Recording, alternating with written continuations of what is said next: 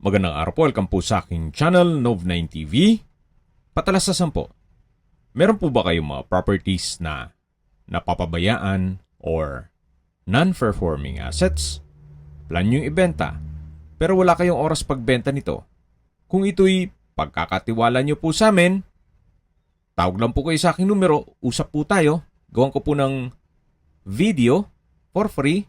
Yes, libre po. Wala po kayong babayaran. Tutulungan pa namin kayong mabenta ang inyong property. Kami na po bala sa marketing, sa boosting, pati po sa paid advertisements, even sa tripping. Hindi na po kayo mapapagod sa pag-entertain ng mga buyers. Kami na po bala sa lahat. Tawag lang po kayo.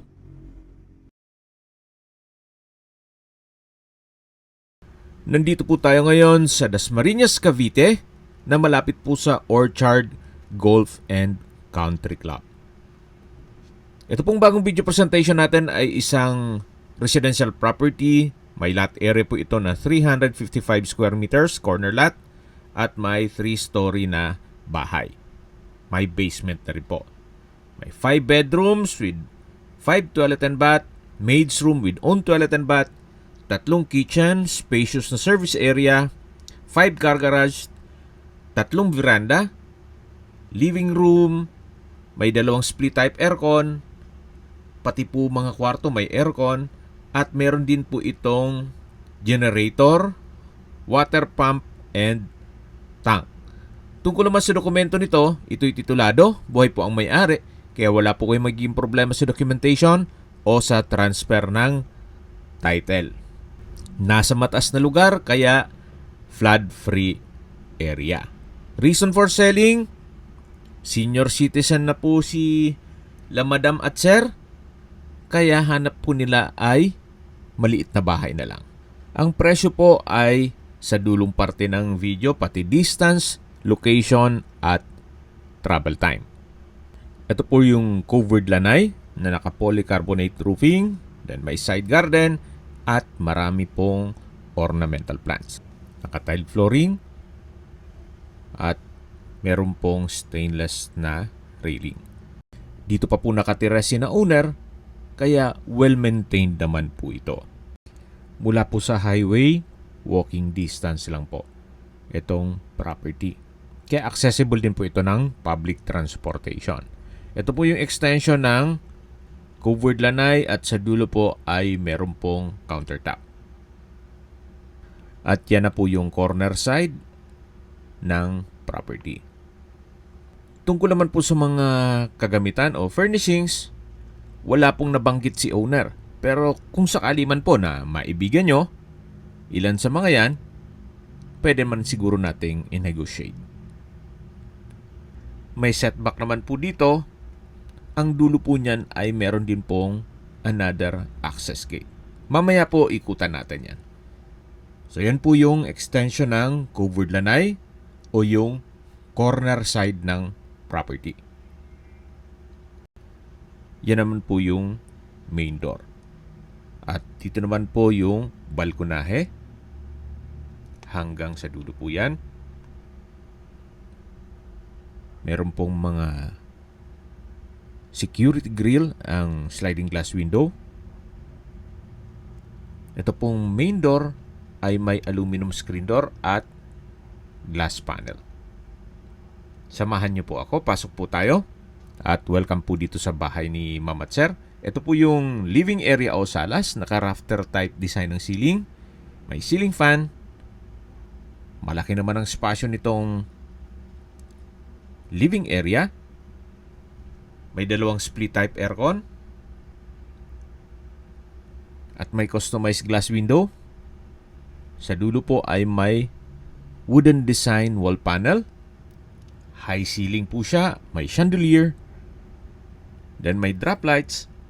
At gaya po ng nasabi ko sa inyo kanina, tungkol po sa mga furnishings, mga appliances, ay wala pong nabanggit si owner kung isasama niya. Pero for sure, yung mga built-in, gaya nung split type aircon, ay kasama po yan. para hindi nga naman masira ang structure. Open concept lang po ito mula living area, dining area hanggang kitchen. Wala pong partitions, kaya napakaaliwalas. Then may bar counter sa may dining area. Then premium tiles din po pala ang ginamit dito sa flooring. Ito po yung dining area. At sa dulo naman, yung formal kitchen. Ito po yung bar counter. May 3 high chair. May wine rack. At yan po yung hagdan o staircase. At dito naman po yung tinutukoy ko na formal kitchen. May island. Yan po yung access door papunta sa garahe na may aluminum screen door. Ito pong formal kitchen ay meron pong mga kitchen drawer and cabinet. Meron din pong storage ng kitchen utensils, kitchen countertop, stainless sink with faucet, kitchen window, range hood, gas range, at hanggang dito po yung countertop. Yan naman po yung tinutukoy ko na access door papunta sa garahe. Na covered po yan. At kakasya po ang 5 sasakyan. At doon naman po sa dulo yung water tank and pump. Kung saan doon tayo nagsimula kanina ng video. Yan po ulit yung formal kitchen, yung breakfast nook, at dito naman po yung common toilet and bath. May hand wash basin, water closet with bidet, tile bathroom wall, vanity mirror, shower enclosure, may bathroom window, at may overhead shower. Ito po ang common toilet and bath. At lalabas na po tayo para check natin yung ibang parte nitong bahay. Paglabas nyo po, yan po ulit yung formal kitchen, yung island, dining area, sa dulo yung living area o salas. Then, meron pong bar counter. Bago po pumasok sa unang kwarto, meron pong pantry. At kung meron man po kayong PWD or senior citizen sa pamilya, etong kwarto na to ang para sa kanila. Sa spasyo, napakalaki po. Naka-ceiling cove design. Then may window type aircon. Customized sliding glass window with blinds. At meron din po itong sariling toilet and bath. Naka-tile flooring na rin po pala ito. Meron din pong wardrobe na may whole body mirror. At yung sa dulo naman po ay yung banyo o toilet and bath. Check po natin. Maayos naman po ang bathroom fixtures. May hand wash basin, water closet with bidet, shower enclosure, drawer and dresser, at meron pong bathroom window. Ito po yung first bedroom o unang kwarto na may mga wardrobe na rin po. At lalabas na po tayo.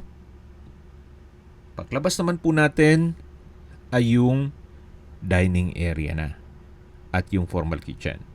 Then ito yung bar counter. At doon naman sa dulo yung main door at living area. Dito naman po sa kabilang side ay meron pa pong isang kwarto. Pasok po tayo. Malaki din po ang spasyo. May sliding glass window with blinds. Tile flooring, ceiling cove design. May center lamp. Halos same design lang po yung wardrobe. May whole body mirror. Split type aircon. At meron din po itong access sa veranda o balkonahe. May aluminum screen door. Naka-stainless po ang railing. Ito po yung likod na parte ng bahay at meron pong gate na access naman papunta dun sa kabilang street. Balik po ulit tayo dito sa loob. Ito po yung second bedroom. Malaki din po ang espasyo. Meron din po itong sariling toilet and bath. Check po natin. May hand wash basin, water closet with bidet, shower enclosure, walk-in closet, drawer and dresser at vanity mirror. Ito po yung toilet and bath ng second bedroom. Labas na po tayo. Tunghayan niyo po ulit itong pangalawang kwarto. Napakalaki po ng espasyo. At lalabas na po tayo. Paglabas nyo po ay yung dining area, then yung bar counter, at ito naman po yung hagdan na naka wooden staircase at wooden handrail. Samahan nyo po ako, akyat po tayo. At nandito na po tayo sa second floor. Ito po yung family area. Napakalaki din po ng espasyo. Wooden design ng tile flooring. At sa dulo po ay may access door papunta naman sa balkonahe na kung saan napakalaki din po ng espasyo nito. Check po natin. Ito po yung balkonahe at yan po yung garahe sa baba po niyan. Kung may mga okasyon, pwede pong ganapin dito. At marami po kayong bisita, kaya ma-accommodate mula sa family area hanggang dito sa balkonahe. Balik po ulit tayo dito sa loob. Matatanong natin yung hallway na papunta naman dun sa pang-tatlong kwarto. Napakalinis po nitong property. At dito naman po tayo sa hallway. Ito po yung third bedroom. Sa spasyo, sakto lang. Hindi naman siya ganun kaliit at hindi naman ganun kalaki. Pwede po itong maging guest room. May window type aircon. May dalawang sliding glass window with blinds. At maayos naman po ang pintura ng ceiling at wall. Dito naman po sa kabila ay yung fourth bedroom. Napakalaki po ng espasyo. Ceiling cove design, may center lamp, sliding glass window with blinds, split type aircon, wooden design tiled flooring. Sa dulo po ay meron pong balkonahe. Meron din po itong sariling toilet and bath. May hand wash basin, water closet, shower curtain, tile bathroom wall, overhead shower at hot shower set. Meron din pong bathroom window. Ito po yung toilet and bath ng fourth bedroom. Napakalaki po ng espasyo. At ito naman po yung access door na papunta sa balkonahe. Malaki din po ang espasyo. May coffee table. At hanggang dito po yan. Ito naman po yung kabilang street ng property. Yan po yung corner side at main road na po yung dun sa harapan nitong bahay. Balik na po tayo dito sa loob ng kwarto o pang-apat na kwarto.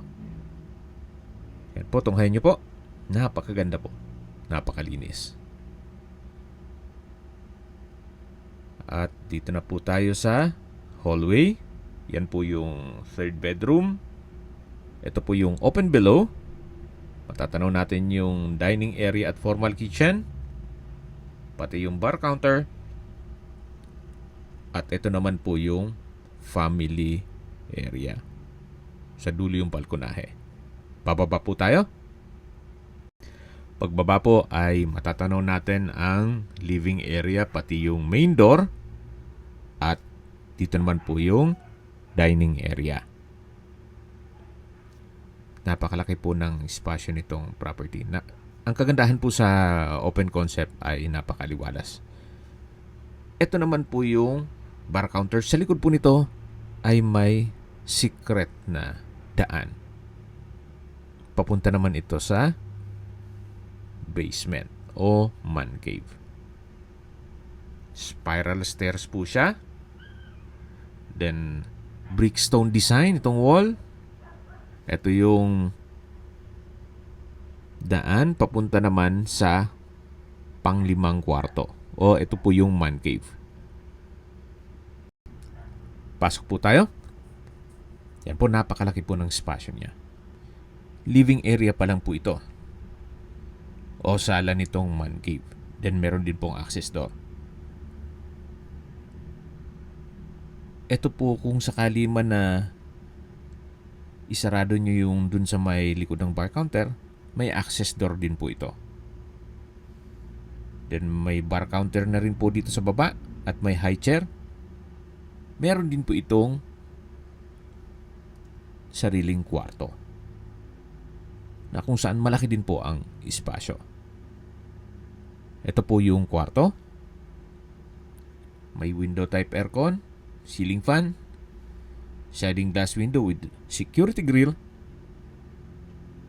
may wardrobe. Ito naman po pwedeng gawing walk-in closet o kusina. Actually, may countertop siya. Then, ito naman po yung toilet and bath. May hand wash basin, water closet with bidet, hot shower set, overhead shower, tile bathroom wall, at may bathroom window. Ito naman po yung access door papunta sa likod ng bahay. At yan po yung stairs na papunta naman ito sa may garahe. At dun sa main gate. Okay, sa distance, location at travel time portion na po tayo. Mula po sa Orchard Golf and Country Club, ang distance is 1.8 kilometers at ang travel time is 5 minutes. Mula naman po sa Ayala Mall, the district, ang distance is 4.2 kilometers at ang travel time is 8 minutes. Mula naman po sa Central Mall sa Litran, ang distance is 3 kilometers at ang travel time is 7 minutes. Mula naman po sa Vermosa, ang distance is 8.2 kilometers at ang travel time is 15 minutes. Mula naman po sa Villar City, ang distance is 9.6 kilometers at ang travel time is 16 minutes. Kung manggagaling naman po sa De La Salle University at Emilio Aguinaldo College, ang distance is 4.7 kilometers at ang travel time is 14 minutes. Mula naman po sa Dasmariñas City Medical Center o Hospital, ang distance is 3.8 kilometers at ang travel time is 9 minutes. Yan po yung lagi kong binabanggit sa inyo na dapat nyo i-consider sa paghanap ng property ay yung meron pong malapit na hospital. Hindi ko naman po sinasabing sakitin kayo. Yan naman po for emergency purpose lang naman. At mula naman po sa Manila or sa airport, ang distance is 33.5 kilometers at ang travel time is 47 minutes. Okay, sa presyo na po tayo. Binebenta po ito ni owner sa halagang 14.8 million pesos. Kung may mga katanungan po kayo, tawag lang po kayo sa aking numero. At sa mga kababayan naman natin nasa ibang bansa, meron po akong WhatsApp, Viber, Telegram, at Signal. Same number lang po, 0917-316-3399. Sa mga nagtatanong naman po ng aming Facebook, meron po aming Facebook page na Nov9TV at Facebook Real Video. Meron din pong TikTok at Instagram. May ibang YouTube channel po kami, the Nov9TV channel, Nov9TV Listings, Nov9 TV on the spot, Nov9 TV updates, at Nov9 TV house rental. Sana po naibigyan nyo ang video presentation. Paki-like and subscribe na lang po sa aking channel para ma-update din po kayo sa aking future listings. Kung sakali po hanap nyo yung mas malaking sukat ng lupa, meron din po kami ibang listings na pwede nyong pagpilian. Huwag po kayong mag-atubiling tumawag sa amin. Then, let us know your budget para malaman namin kung anong property pwede naming ilog sa inyo. Sa lahat pong viewers, subscriber at nagtiwala po sa amin, salamat po sa suporta. Ingat po kayo lagi at yung pamilya. Maraming salamat po.